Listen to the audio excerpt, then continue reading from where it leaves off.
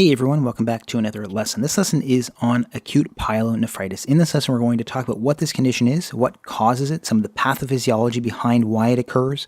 We're also going to talk about some of the signs and symptoms, how it's diagnosed, and how it's treated. So what is acute pyelonephritis? Acute pyelonephritis is a bacterial infection involving inflammation of the kidney. So it is a bacterial infection of the kidney causing inflammation. And we can see it in the word pyelonephritis. Itis means inflammation. The prefix neph or nephro means kidney, and pyelo refers to the renal pelvis, which is this area of the kidney here. Acute pyelonephritis is actually one of the more common conditions involving the kidney, and there's something known as chronic pyelonephritis. We're not going to talk about chronic pyelonephritis in this lesson, but it occurs almost exclusively in children who have major anatomical abnormalities in their kidney or renal system. So from now on, I'm going to refer to acute pyelonephritis simply as pyelonephritis. What is the epidemiology of this condition? It occurs more often in females, and we can see that in the estimated annual rate of cases. So for females, it's 15 to 17 cases per 10,000 per year, and that compares to 3 to 4 cases per 10,000 in males. The groups that are most at risk for getting acute pyelonephritis include young sexually active females, who are the most at-risk group. Pregnant patients are also at an increased risk, and patients with kidney stones have an increased risk of infection as well. Now that we know some of those key facts, let's talk about the pathophysiology of pyelonephritis.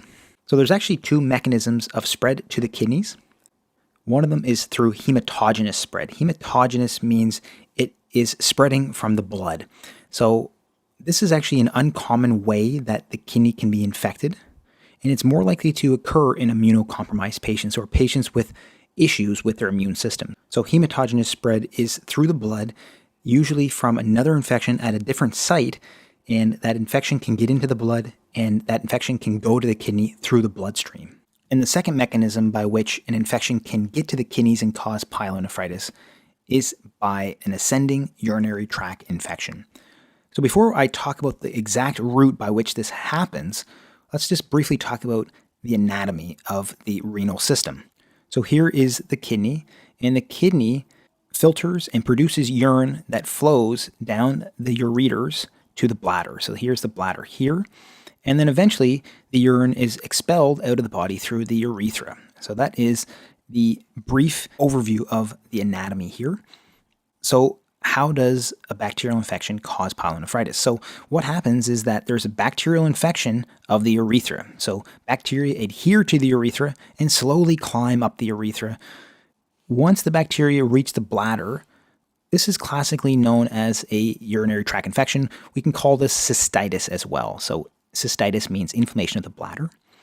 And then the bacteria can then continue to climb up the ureters and eventually lead to the kidneys, which can lead to acute pyelonephritis at that point.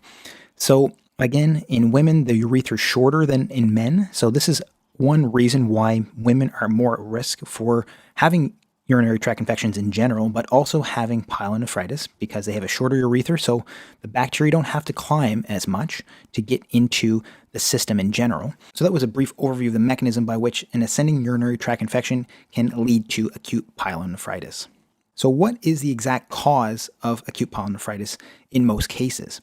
So we talked about this before, but it is a bacterial infection, but more specifically, the causes are generally gram-negative bacteria.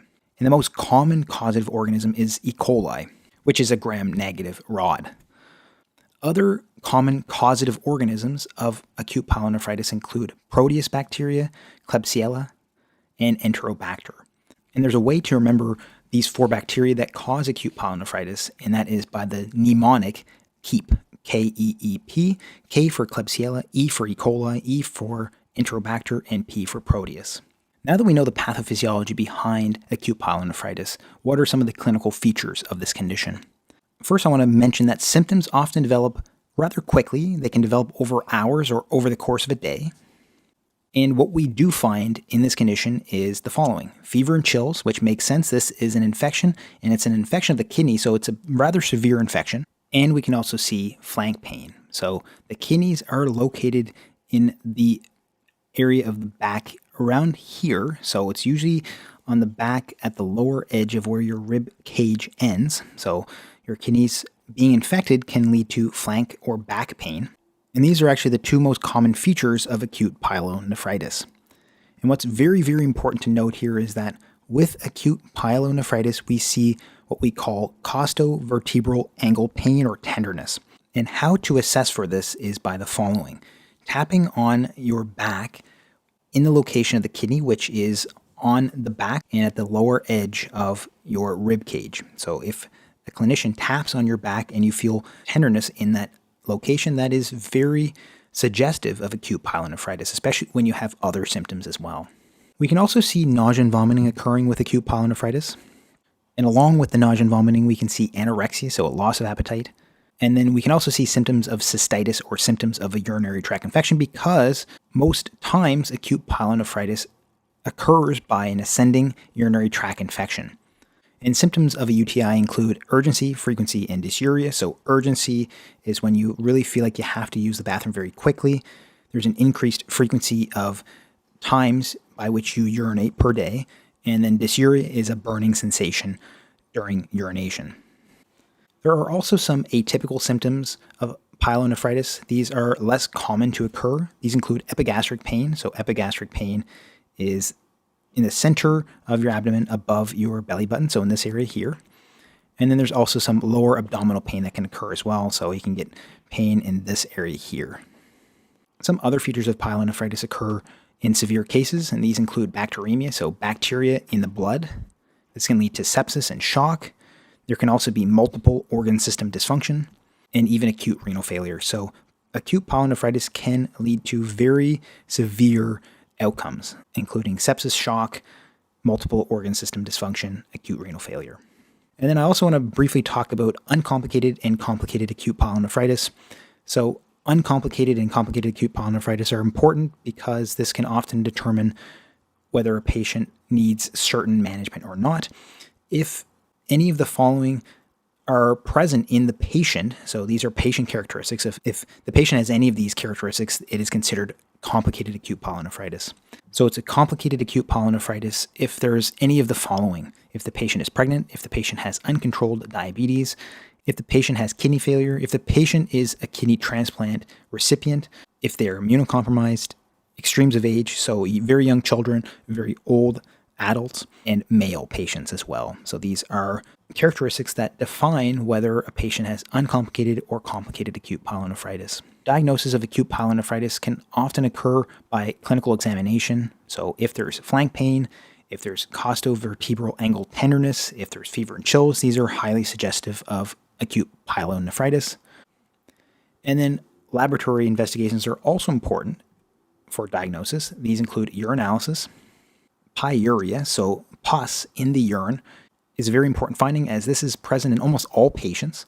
Bacteriuria, so bacteria in the urine, is also another finding. Urine culture can also be performed to see what the bacterial species is.